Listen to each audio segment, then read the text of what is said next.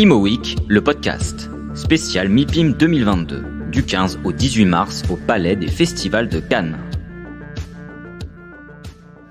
Les podcasts Imo Week spécial MIPIM avec Catherine Bocquet, rédactrice en chef de Imo Week. Catherine, nous recevons Vincent Evenou, directeur de l'asset management chez Case Asset Management. Bonjour Vincent, merci d'être avec nous. Dans un premier temps, une petite présentation de Case Asset Management, créé il y a un peu plus de 10 ans maintenant, puisque vous avez vu le jour en 2011. C'est combien d'actifs que vous gérez chez Case Asset Management ? Kizrem est une société de gestion qui a été créée il y a 10 ans. Nous avons 1,7 milliard d'actifs sous gestion.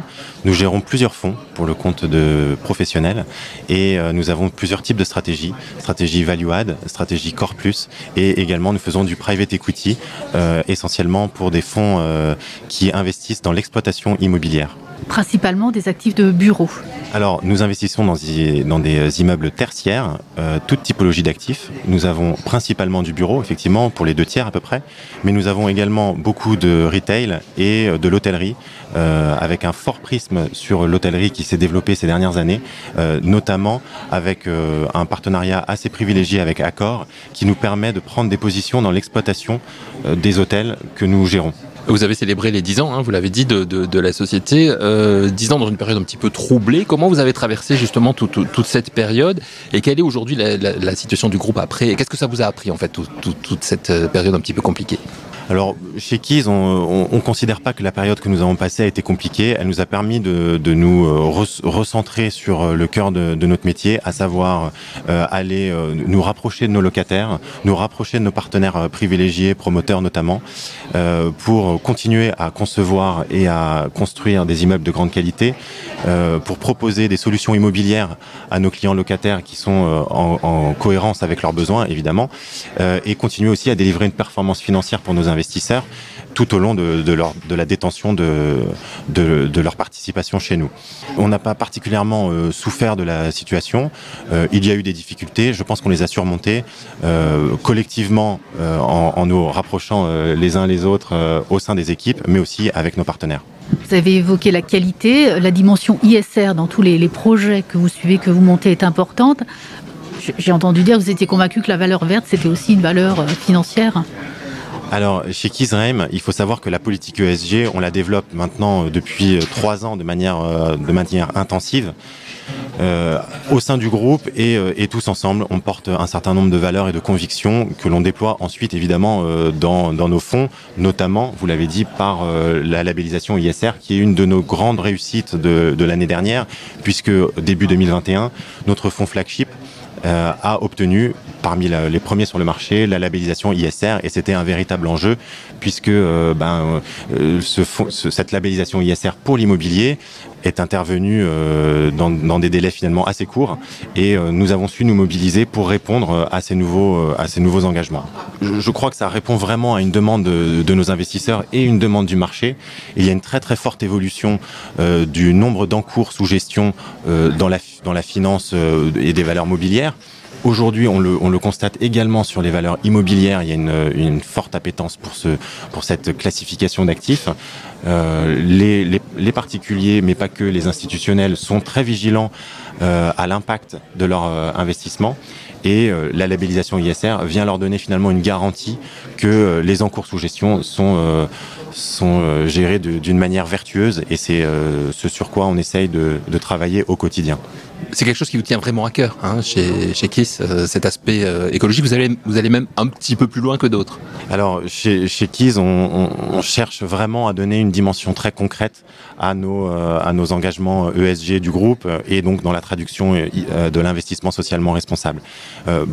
Par exemple, nous avons une société qui est jeune dans sa classe, dans son âge moyen, puisque l'âge moyen chez Kiss, c'est 32 ans. Donc, les collaborateurs sont naturellement finalement concernés par la question écologique. On le voit bien, la jeune génération se sent pleinement investie de cette question, et donc cherche à avoir un impact concret dans son travail du quotidien. Et ça, c'est une vraie source de dynamique et d'énergie qu'on peut mettre dans la gestion de nos actifs. Mais également, par exemple, dans les ressources humaines, on a très tôt fait le choix, dès qu'on a eu la labellisation ISR, de prendre un manager ISR qui est à temps plein, alors qu'il y a évidemment évidemment une fonction transverse au sein de la société, c'est-à-dire qu'il va nous aider à participer à la création de nouveaux fonds et à donner une dimension d'impact et ISR sur les nouveaux fonds que nous créons.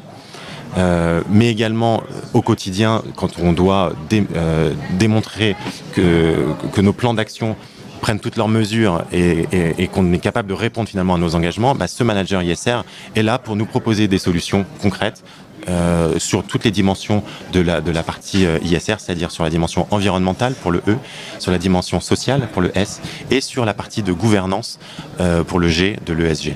D'où l'intérêt aussi pour des actifs alternatifs, je ne sais pas si on peut appeler ça comme ça, mais les tiers-lieux, des choses un petit peu différentes de ce que peuvent proposer d'autres assets. Alors ça, c'est effectivement, vous soulignez l'importance du S de l'ESG. Je pense que chez Keys, on est très très focalisé sur le respect de cette dimension qui, de notre point de vue, va plus loin que les autres sociétés de gestion. Plusieurs exemples, vous avez mentionné le tiers-lieu. On a mis en place un tiers-lieu à Bordeaux, par exemple, sur plus de 1000 mètres carrés, avec Wanted Community, qui est finalement une association qui est capable de fédérer un tissu associatif local et de faire venir évidemment du monde, mais mettre en place des initiatives, que ce soit sur le recyclage, que ce soit sur la formation des personnes et des utilisateurs, des personnes qui travaillent dans l'environnement de nos bâtiments. Donc ça, c'est une vraie performance, parce que sur 1000 mètres carrés, dans un délai assez court, et créer un tiers-lieu qui vit, c'est une vraie réussite.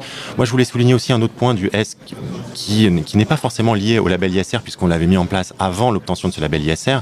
Vous avez tous en tête les débats qu'on a eus au moment du Covid sur les mesures d'accompagnement des locataires, notamment en commerce qui était fermé. Chez Keys, on n'a pas attendu des instructions du gouvernement ou des instructions de la profession. Très rapidement, on a pris les mesures pour aider nos locataires en commerce qui était fermé et on a accompagné à plusieurs reprises en réduisant finalement les loyers ou en annulant les loyers sur une période, y compris pour les salles de sport qui sont restées fermées très longtemps, et on a su les accompagner. Et aujourd'hui, ce qu'on voit dans ce partenariat, je reviens à ce que je disais au début, les locataires l'ont apprécié, ils payent parfaitement bien leur loyer. Et sans doute beaucoup mieux que dans d'autres foncières qui ont crispé leurs relations sur des avoirs à émettre en termes de loyer. Une question sur le MIPIM, puisque vous êtes présent cette année. On retrouve un petit peu tout le monde ici. C'est une édition, on va dire, quasi normale. Qu'est-ce que vous en attendez, vous, chez Keys, de cette édition 2022 ? Chez Keys, évidemment, on cherche de nouveaux actifs tous les jours qui vont être créateurs de valeur pour nos investisseurs.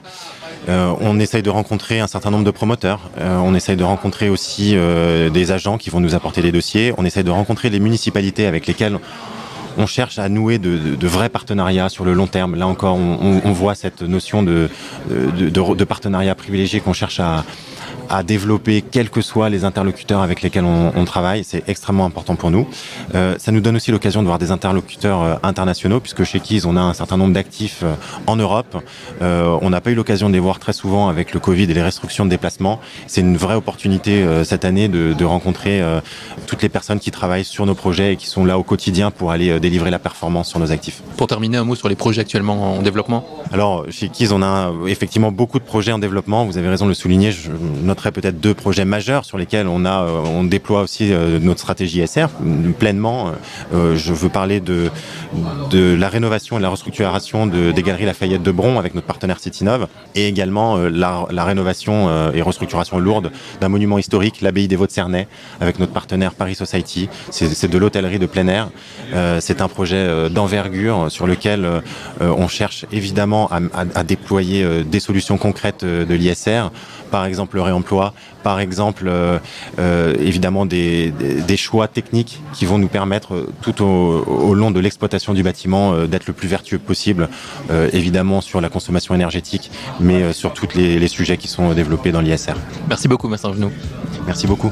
Imo Week, le podcast, spécial MIPIM 2022, du 15 au 18 mars au Palais des Festivals de Cannes.